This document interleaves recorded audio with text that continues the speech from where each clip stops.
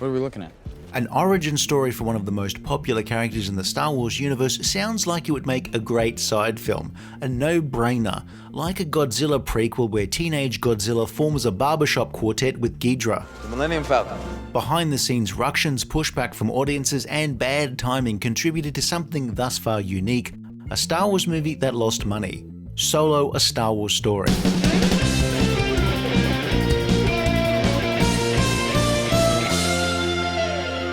This is a thermal detonator that I just armed. That's a rock. No, it's not.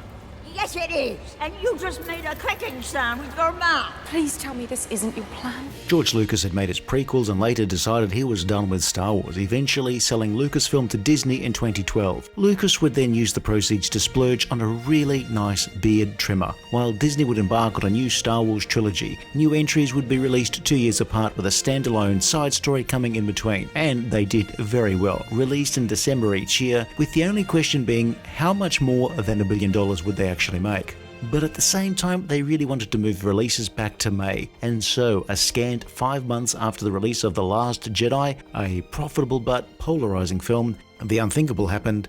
Disney released a Star Wars movie and no one came to see it. Prequels. People love prequels, don't they? People love it when you take a beloved character and then for some reason take every bit of backstory and weave it into a story that takes place over a weekend. In theory. No, they won't! Well, maybe they don't. Like how the movie version of Auntie Beryl's life tanked because audiences did not like how the stories of how she collected her dueling scar, arson conviction, and Grammy were all condensed into the same week. The idea of a Han Solo... It's Han, but... Sorry. That's okay. Han Solo origin story had been kicked around by George Lucas before he sold to Disney, and when the House of Mouse took over, they got Empire Strikes Back screenwriter Lawrence Kasdan to write a script with his son Jonathan Kasdan. The movie would be directed by Phil Lord and Chris Miller, hot off their success with the 21 Jump Street movies and the Lego Movie. When you hire guys known for comedy, it seems odd to be taken aback by more comedic line readings, but there you go. The directing duo weren't shooting what was on the page, leaning more into comedic improv, which is fine for a mid-budget comedy, but would be a bit of an issue for a mega franchise like Star Wars. I speak a little now, just listen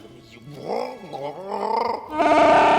After viewing dailies and early edits, Lucasfilm replaced the directing pair mid-production with Ron Howard, and 1,000 Arrested Development Star Wars mashup memes were born. I've made a huge mistake. At the time, this was starting to become a familiar news story, and by the end of 2018, 3 separately announced Star Wars projects had seen their directors sidelined during production. Getting tapped to direct a Star Wars film must be like winning a lottery, but having the lottery organizers looking over your shoulder the whole time saying, "Do you really want a Ferrari? Wouldn't a 2002 Toyota Camry with low mileage be more prudent?" Another issue that put people's backs out was Solo: A Star Wars Story would be the first of the Disney films to open in May, after 3 successful holiday launches. May was obviously a busier time for movie releases, and Solo: A Star Wars Story would come out only weeks after huge films like Avengers: Infinity War and Deadpool 2. A May release had originally been Disney's preferred release day for The Force Awakens, but that film needed more time and was moved to December, where it vacuumed up money, like a free-to-play phone game that's aimed at kids, problem gamblers, and kids with gambling problems. Disney still wanted that summer release, so Solo: A Star Wars Story was released just 5 months after The Last Jedi.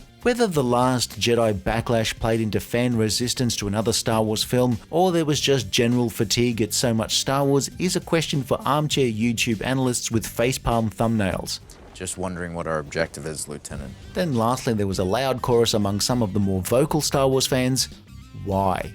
Many of the same people who clamoured for a film showing Ewan McGregor as Obi-Wan Kenobi staring at a wall for 18 years were unconvinced a film about Han Solo without Harrison Ford was worth making. Hey, it's me.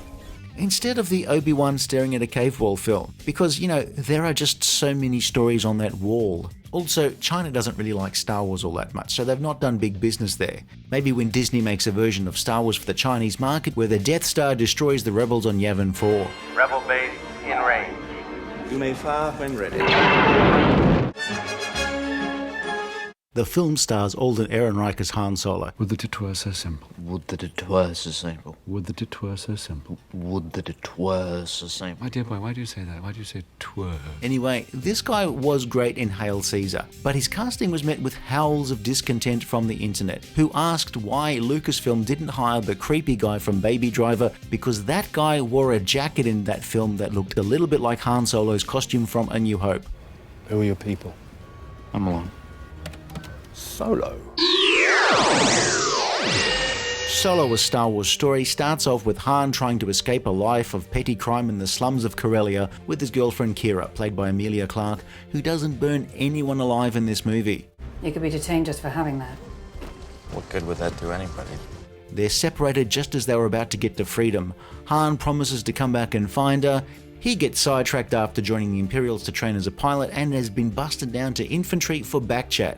As an infantry grunt, he comes across a trio of imposters trying to steal Imperial gear. Beckett, played by Woody Harrelson, is a grizzled smuggler who just wants to get enough to retire with his wife, Val, played by Thandiwe Newton, along with their pilot, Rio, voiced by Jon Favreau. Of course, as it's a prequel, most of these side characters are going to have to get bumped off at some point, and guess what happens? Han also meets Chewbacca, and a lifelong friendship is formed. Chewbacca? Alright, well, you're gonna need a nickname, because I ain't saying that every time. Beckett reveals that the job that went south was to steal some super fuel for some gangsters, Crimson Dawn. Going cap in hand to try and extricate themselves from their predicament, Solo is first reunited with Kira, now working for Crimson Dawn, and then he and Beckett manage to convince gangster Voss that they can steal some highly unstable raw fuel stuff from a mine on Kessel and make it back in time, provided they can get a fast enough ship. You know where this is going? Well, the only known source of astatic coaxium is a fissure vent beneath the spice mines on Kessel. Yeah, that's the one I was thinking of. The ship they find is owned by one Lando Calrissian, where Donald Glover manages to practically steal the film with his sheer goofy charisma. The Calrissian Chronicles, Chapter 5. Personally, I wasn't all that impressed with the Cheru. No sense of humor or style. They steal some raw fuel stuff, get it back in time, are waylaid by some marauders who aren't in fact marauders. We're allies. Then they manage to deal with Voss and, of course, Beckett. I hope you're still paying attention, because now I'm going to tell you the most important.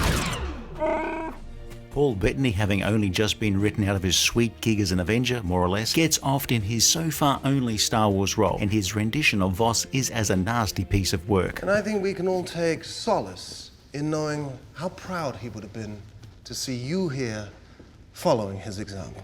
Pheobe Waller Bridge voices an activist droid L3, who was probably having a physical relationship with Lando, but was later absorbed into the ship's systems. I'm sure you've noticed that Lando has feelings for me, which makes working together difficult because I do not feel the same way about him.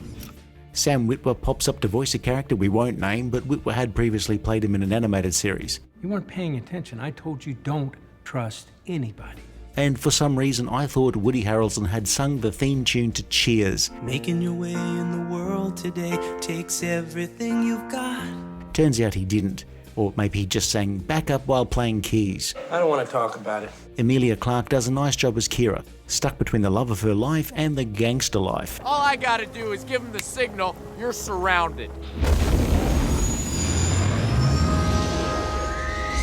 As for Alden Ehrenreich, well, this film really hinges on whether or not you buy him as Han Solo. It's Han. Personally, I do, but the answer to that question will be different for different people. Look, hang on, are we absolutely sure Woody Harrelson did not sing the theme tune to Cheers? So this film, like so many origin stories told as prequels made years after we first meet a character, And then I don't ever want to see you again. tries to explain every single thing mentioned about Han Solo, leaving almost no loose ends at all, apart from the explanation of where he bought his socks from, which I now believe is in a deleted scene where he visits Marks and Spencer's on Tatooine. You know, we could always use some muscle on a job like this. Don't even think about it. I'm telling you, you will never have a deeper sleep than curled up in a Wookiee's lap. We see young Han on Corellia, Han getting his surname, Solo. Han getting his gun, Han meeting Chewbacca, Han giving Chewbacca his nickname, Anything, Han? That's Han. Han meeting Lando, Han making the Kessel run in 12 parsecs, Just did the Kessel run in 12 parsecs. Han bragging about making the Kessel run in less than 12 parsecs.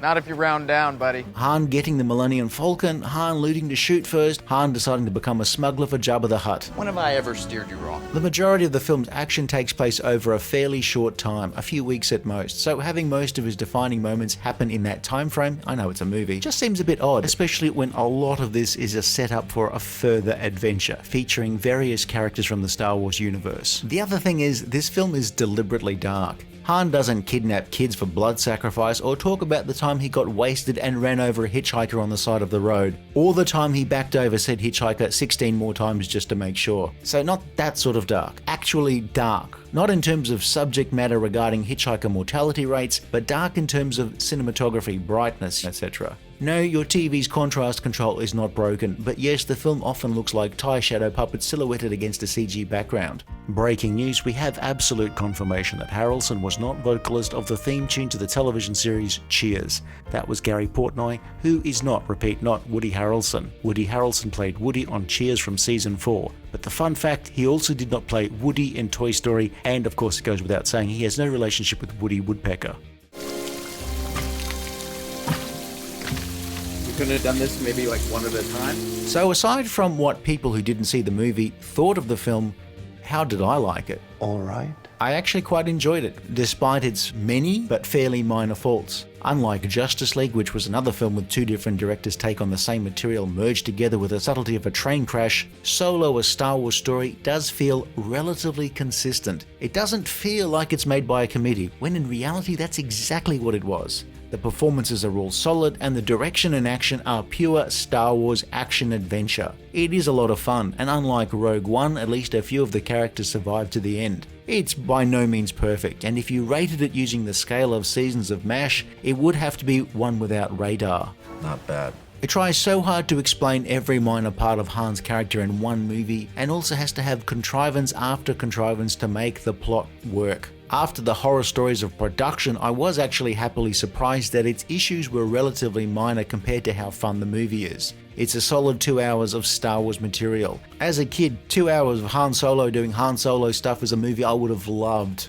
It's completely non-essential, and if you can't deal with anybody but Harrison Ford injuring himself playing Han Solo, by all means give it a miss. Star Wars fans have reached a point where Star Wars is either brilliant like Empire Strikes Back, or it's terrible like everything else, and there is nothing in between. I don't agree with that. Solo is in between those two extremes, and in my view it's on the right side of fun and entertaining. You wouldn't miss it if you never saw it, but you might just like it if you gave it a try. It's a bit of a pity that the poor box office means that this is the only one of these Solo films we'll see.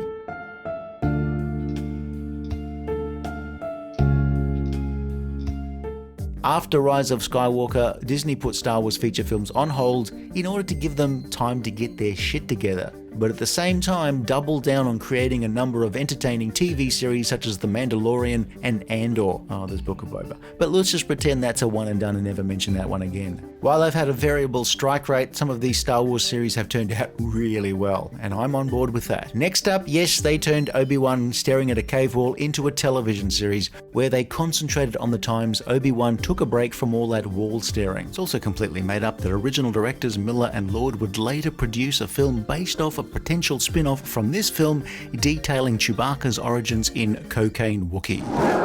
If you enjoyed this video, please like and subscribe, leave a comment below, or check out some of our other videos.